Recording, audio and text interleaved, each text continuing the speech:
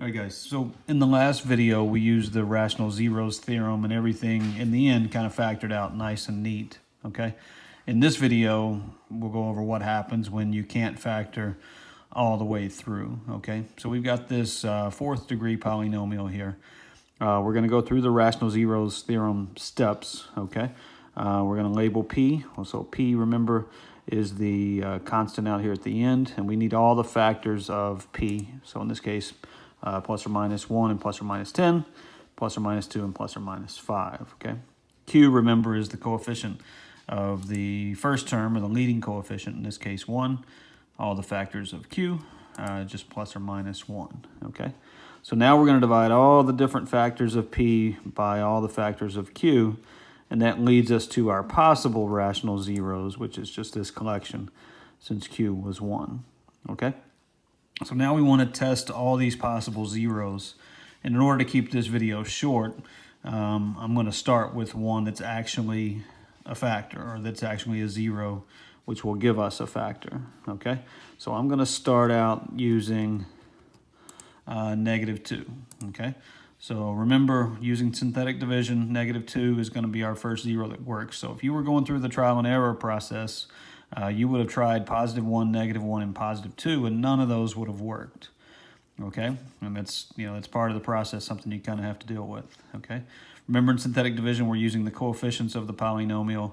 If anything's missing, we would place a 0 in, but nothing's missing, so we've got our 5 values here for our synthetic division process. I'm going to go through the synthetic division relatively quickly. So we're bringing down the 1, okay? -2 times 1 is -2.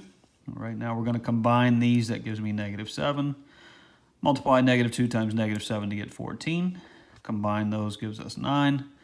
-2 times 9 is 18. -18. Combine those, we get 5. And then -2 times 5 is -10, which gives us a remainder of 0.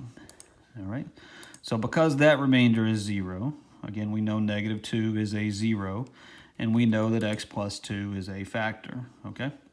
And the polynomial, the 4-term polynomial that's left over, would be the polynomial with these coefficients for x to the third, x to the second, x to the first, and our constant here, okay?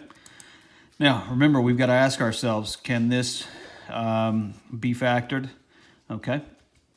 And if not, because this can't be factored, the only way it could possibly be factored was by grouping, and you can tell right away that grouping's not going to work, okay? So if not, we're going to use synthetic division again to get the next 0, okay? So again, I know what the next 0 is. It's 5, and if we were going in order to test those, 5 would have been the next one we tested, okay? And remember our numbers in the synthetic division: 1, -7, 9, and 5, okay? So again, we go through the synthetic division process, bring down the 1. 5 times 1 is 5. Combine those, you get -2. 5 times -2 is -10. Combine those, you get -1.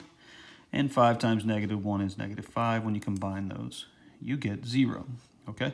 So because the remainder is 0, we know that 5 is then therefore a 0 of the polynomial we started with, and x minus 5 is a factor. So I had x plus 2, now I've got x minus 5, and what's left over is the quadratic trinomial with a leading coefficient of 1, a coefficient of x of -2, and a constant of -1, okay?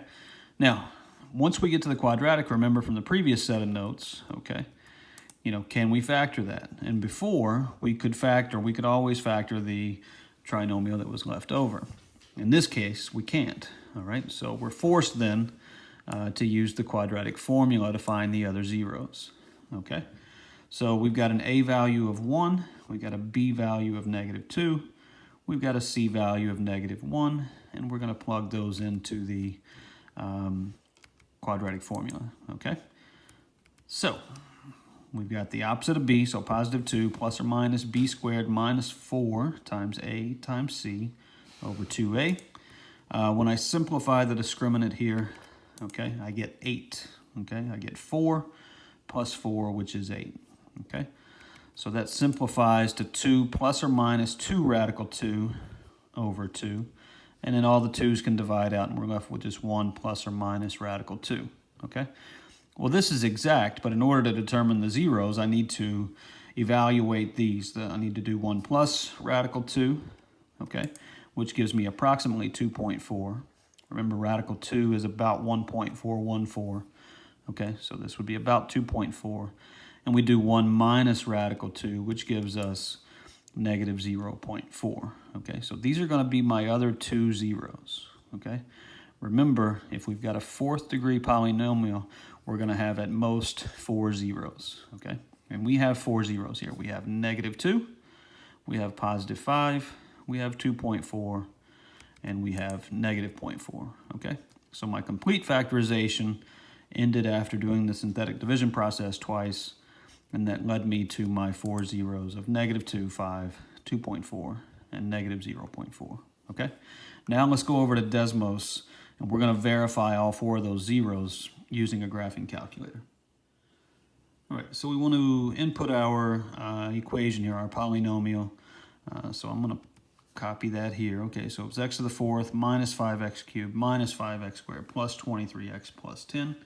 Okay, you can already see the zeros are highlighted. I've got it zoomed in here. Okay, but our first zero was at negative 2. Okay, remember we found that and did that our first set of synthetic division.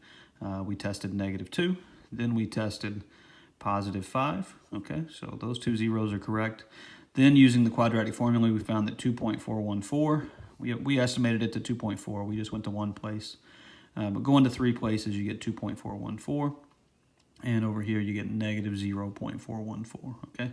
So you can use the graphing calculators, either the Texas Instruments ones we have in class, or Desmos. Desmos is great because it's an easier process to find the zeros, just to kind of double check your work, all right? But you can use the Texas Instruments calculators to find those zeros as well.